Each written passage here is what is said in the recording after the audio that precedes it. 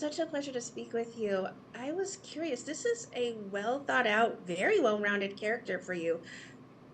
Taylor usually does a good job of fleshing it out. Was there something, though, that you added or maybe tweaked a little bit to Dwight? What you're seeing actually is the hardest thing to do, which is to be yourself. This is the way I am around my house. This is the way I'm with my wife and my daughters.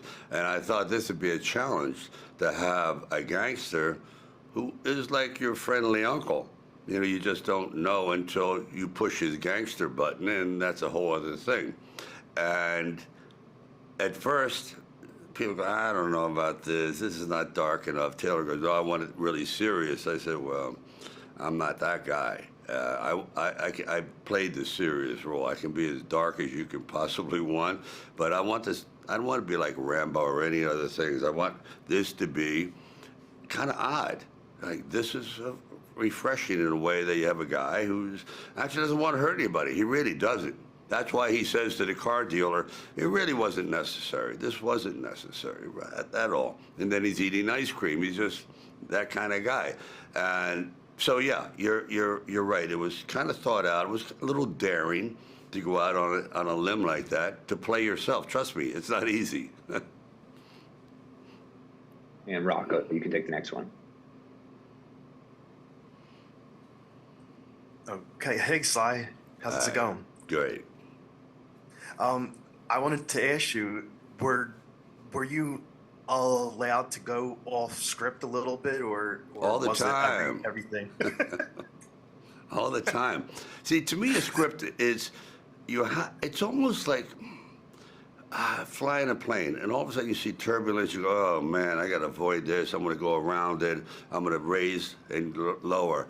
And sometimes, you know, at first they say, you can't do this. I go, yeah, I can. I have to. It's just, that's what I've always done with Rocky and Rambo, whatever. I always go off just to add a little spin or a little wise crack at the very end of something. And to me, that brings it, it makes it fresh. Because, guys, imagine saying the same line 10 times in a row. After a while, you begin to question your sanity. You really go, God, what does this guy want? I mean, and then when you just throw something in, I tell other actors too, I say, just add an extra 2 words in there, and it's going to throw the whole rhythm off, and you'll feel refreshed. So yeah, the answer is I went off script all the time until finally they stopped saying, they stopped asking me to follow the script. Nice. Thank you, Sly. Thank you. And Elias, you can take the next one. Hi, Sly. How are you today? Great, thanks. Previous interviews, you've said that you've always wanted to play a gangster. You finally have this role. What went through the whole process of this, and like, what went through your mind when you started reading the script? Well, in the original idea, he was pretty thuggish. He was a guy who lived in an apartment, and the opening scene is like he shoots a mirror out by accident, and he starts to threaten his neighbors. Hey, shut up! I didn't do nothing, kind of a thing. I said, whoa. And then he goes out there, and he starts to take over strip joints by hitting guys in the head with champagne bottles. I go, that's not cool at all. I don't like that. So we added the aspect that, how about he's been in prison? How about he kept his mouth shut? How about he was loyal? And actually, you'll find out he didn't even deserve to be in prison, but he kept his mouth shut, and then he's supposed to be given a reward, like everyone who followed the rules is expected to get, and it's denied. So everyone is going to be empathetic to his cause, like Jesus, even no honor among thieves. And when he's thrown out there, you actually have to see a guy either succumb to loneliness or build a whole new infrastructure without Italians, without the guys he thought were his buddies, with cowboys and Indians and nerds and computer geeks and this, you name it. And that becomes his new family. And that was, we all finally agreed on that, and I think it turned out pretty well. And it gets crazier, believe me. That's great. Thank you. Thank you. And Michael, you can take the next one. Morning, Mr. Stallone. Sure. Good morning. Dwight talks about in the very first episode about some of the great works that he's read while he's been in prison, and I noticed Faust. He even talks about, was it worth being in prison? So I'm curious, Do you think in all the deals that are being made in that first episode, does Dwight feel like he made a deal with the devil, or is he the devil? He's kind of the devil, but he's also been enlightened. Like, I took a couple lines out. I'm going to start adding the back end. He's always quoting Marcus Aurelius, and then he'll do Dante, and then so on, and then different philosophers. And even citing like Copernicus, because he studied math. He's really quite bright. And that's why you'll find out later on that he makes everyone rich because he understands numbers. He understands the stock market. He's really he's really good on a computer, you'll see. I mean, he put his time to good use in prison, and it makes him, a formidable opponent. But he tries to avoid, I mean, the only time he gets physical with anyone, except with poor Fred in the beginning, which, I thought that guy was fantastic. When I hit him with a bottle and the way he fell down, I said, this guy has to be part of the mob forever. So we make him part of the gang. He's like Fred. So we elevate him from that to something like he's like my bodyguard. It's going to be great. But no, I think that he starts out as a devil, and actually eventually you're going to see his daughter, and he has to change. And he really does start to become enlightened. And he realizes, like, I hate who I am, but it's a little old right now to find a new profession. I'm just not going to be, but I won't be vicious about it. I'm not a killer. So he'll continue to do his nefarious things, but in the context of what's going on, like, he's not violent, except once. And then he's really violent. And Monica, you can take the next one. Hi, Sylvester. It's so nice to see you. Hi. I wanted to ask you, obviously Dwight's been in prison for over 20 years, so Yeah. 25 years. So for you as an actor, when you read that and you're playing, this is, your first kind of like 10 episode long television show, how do you prep for that? Because there are so many comments and jokes that he makes that, in terms of the world that he hasn't seen for 25 years. So were preparation and things that you did, and all of those comments were very funny and very well put into the script. Good question. The preparation is not far off from the truth, because as I think I'm getting to use an iPhone, I realize it's almost obsolete. They've got it keeps progressing. Like, I have no idea. I watch my daughters, and I'm in constant denial about how archaic I am. But so as long as I don't try to outsmart the audience. I bring up a few times, for example, I bring up these old TV shows, things that I can relate to, that everyone, like a disco, and excuse me, but I thought I'm still being hip. The thing is to really embrace your awkwardness, and so I never try to be hip. I just try to be functional, but I'm never going to be like Tyson, my driver there, this guy here. He's really smart, and you're going to see him evolve to, actually, he's going to become a little competitive, that kind of thing. So everyone's evolving, but me, I'm devolving. I just want to play with my grandchildren, seriously, and make a few bucks. I'm not interested in being like this ambitious killer at all. Well, thank you so much. It Sure. came across so well, so Thank you. congratulations. And Carissa, you can take the next question.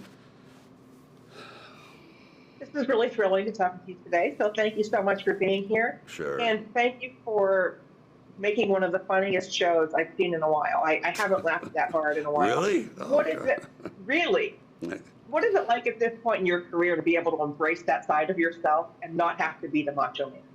It is the most liberating feeling, because I never thought it was ever going to happen. What I used to tell people, I said, Rambo's a performance. I'm not really that monosyllabic and dark and petulant, and I really don't talk like Rocky either, but people always assume that's who I am. This one, finally, it's liberating, because this is who I am, for real. I mean, I'm in between takes, whatever. It's always the Dwight guy, but that's because this is how I talk. This is how I roll. And I thought, let me just see if this works. If it bombs, then I know I have a shitty personality. Okay, if it works, I go, it may be, finally. Because I've always been the class clown my whole life, believe me. That's why I went to 13 schools in 12 years. I just am very, very hyperactive. And I just thought I'd try to put it in this character to see if it flies. It flew. Oh, thank you, Flew. There we go. And Steve, you can take the next question. Hello, Sylvester. Hi. This is a terrific showcase for you. Dwight is coming out of prison after 25 years. He's getting a second chance. What does having a second chance mean to you? Have you ever experienced that in your life? Oh, man.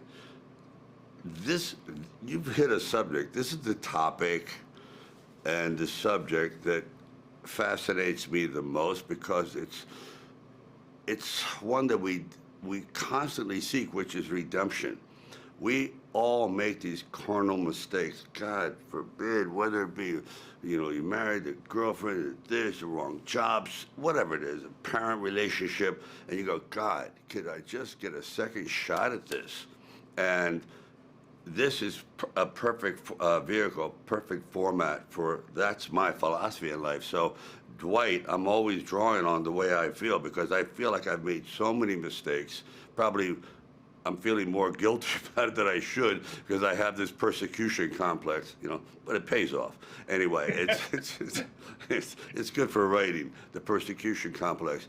So Dwight's sense of redemption is a journey that I have been on many, many, many times. I just try to make it not so lugubrious or so morbid. I try to make it, all right, he sort of laughs at himself, laughing on the inside, crying on the outside. I reverse that. He's laughing on the outside, but inside he's a little torn up. And that will become much more apparent when my daughter finally pops into the scene here. Is that Dana Delaney? No. It's actually a newcomer, and her name is Tatiana. So, yeah, you didn't see, Dana's also great. Where do you see her? What a character. Thank you. You bet. And Josh, you can take the next question. Hey, Sly, I'm with Brooklyn Magazine, so I have to ask, 50 years ago this month, you were filming The Lords of Flatbush. Oh. In Flatbush and in Coney Island, and I wonder if you have any reflections on that experience.